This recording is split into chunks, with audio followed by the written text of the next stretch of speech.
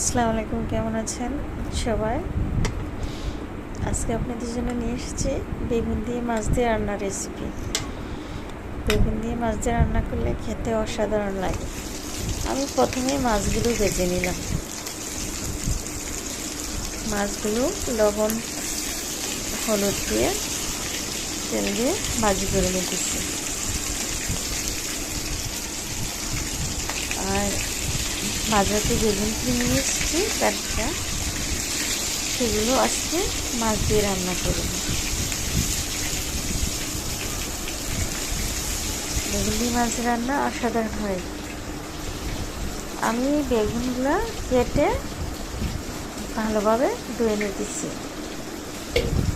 ভালোভাবে পরিষ্কার করে ধুয়ে নিচ্ছি বেগুনগুলো। বেগুন কেটে কিছুক্ষণ রেখে দেবেন।